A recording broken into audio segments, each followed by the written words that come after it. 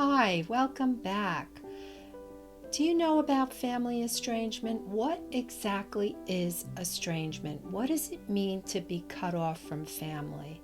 In this video, we're going to talk about what is estrangement, go over some research and some definitions. Okay, let's get started.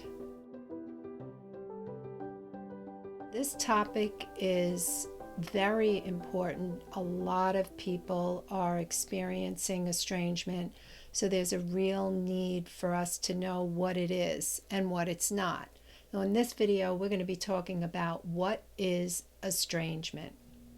I'm Morin. I'm a therapist and a wellness coach, and I help busy people come up with self-care plans. And self-care plans are important because they help us deal with regular stress. And when we're estranged, we have an enormous amount of stress. But I'm getting ahead of myself. We're going to talk about that. All right, so estrangement is a way to describe, and it's a recent term, what it means when family members experience physical and emotional distancing. So it includes when one family member decides they want to detach, or when someone is the recipient of someone else wanting to detach. So one example could be perhaps your child, your adult child, has a problem with you. They may not be telling you exactly. Maybe there was a divorce involved and now your child doesn't speak to you anymore. They might speak to you occasionally, but for the most part, the closeness in the relationship has ended. And that's one scenario. There's also the possibility that you've decided that you want to be cut off from someone else. There might be some toxic behaviors, or maybe you find yourself very irritated or angry when you're around them and you're not enjoying their company. And when you're around them, it's very difficult, so you decide to cut off. So there's different facets of estrangement, but there's no straight definition because there's so many facets of it. So part of it is the perception of the initiator not being able to tolerate the company of the family member. Their perception is, okay, this person is toxic, or this person did something that I'm not happy about, or I don't agree with what they're doing, and so I decide to cut off from them. Now, the person that has been estranged and has been cut off may have feelings of guilt, they might feel shame, they might be embarrassed, and their perceptions could be more of, what did I do? How can I fix this? And there's a lot of stress around what exactly caused this rift, and when is it going to get better, and how can I get reconnected with my loved one? So family estrangement is not the same as family conflict, although heightened family conflict can result in cutting somebody off or being cut off. Family estrangement can be a result of a history of intense family conflict. There could be abuse, physical or emotional abuse that occurred. There could be substance use. There could be mental illness and the complications that that bring.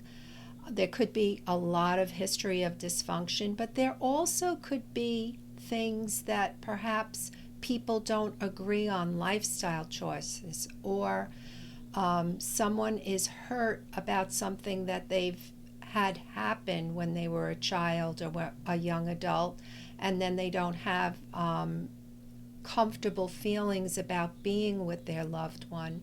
So it doesn't always have to happen through an intense situation. Sometimes family estrangement happens during an intense moment, a heated moment where there's a quick decision that you need to cut that person off, but not always. It could be done slowly and thoughtfully and with the help of someone. There could be a lot of toxicity in a family, and when you process what that toxicity is doing to you, it may be your choice to detach from that family member. So, estrangement can happen in different ways. There could be a complete physical and emotional cutoff where you're not seeing the person or hearing from them at all. You could be ignored. And there's also the possibility where you could still see your family member, maybe on holidays, funerals, weddings, or other occasions, but the emotional distance is very big. And so you have the cutoff from not really being in relationship with this person, and there's very little attachment and bonding. Whatever side you find yourself on, the emotional distance that occurs can be very disturbing, and it can create an intense sense of loss and grief.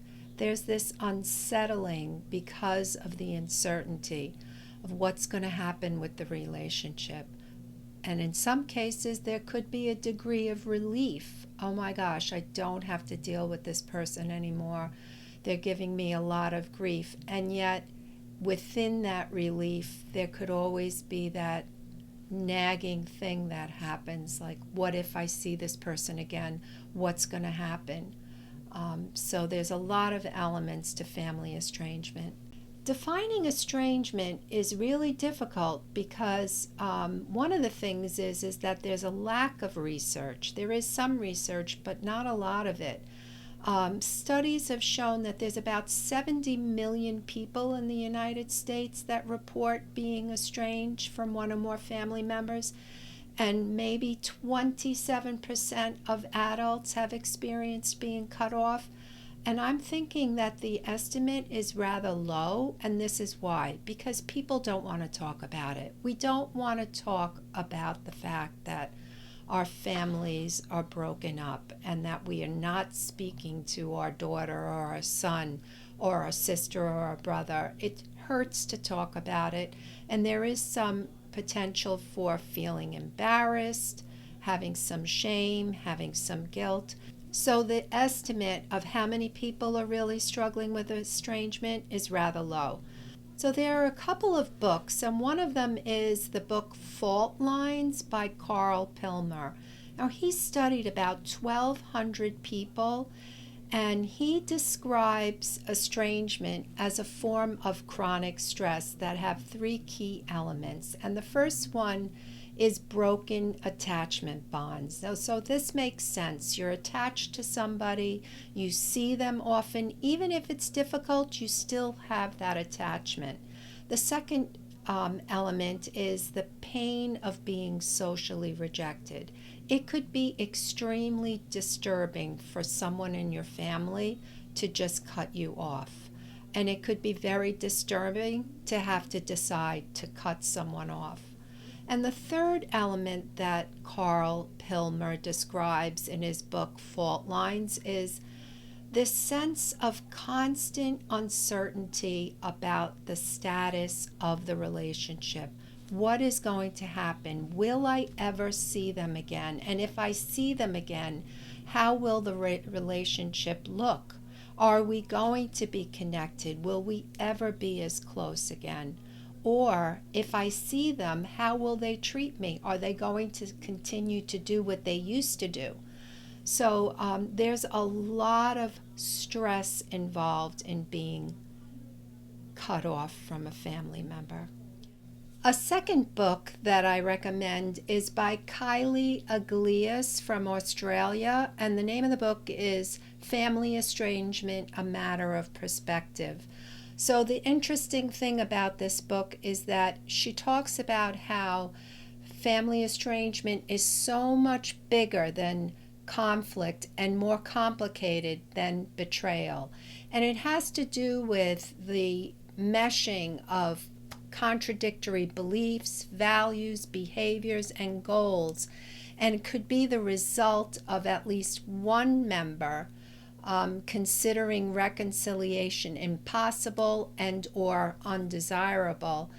And when this happens, there's such a degree of detachment and loss that it could be an incredibly traumatizing experience. I really recommend this book because it gives both the estrangee's perspective and the estranger's perspective. If you're watching this video, you're probably experiencing estrangement in one form or the other.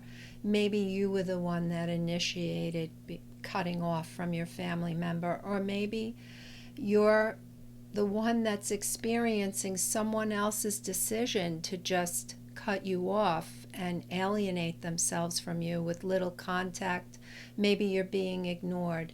In any case, there's an enormous amount of stress. I have an ebook that's available. Check it out in the description box below that you can access, and there's tips on some things that you can do to manage this really difficult and complicated issue of family estrangement. Watch my next video and you can learn more about estrangement by watching What Estrangement Is Not. Also, get that ebook because there's a lot of really good tips. And we'll see you in the next video. If you like this video, hit the like and subscribe, and ring the bell if you're interested in getting more content like this. This way you're notified when a new video comes out.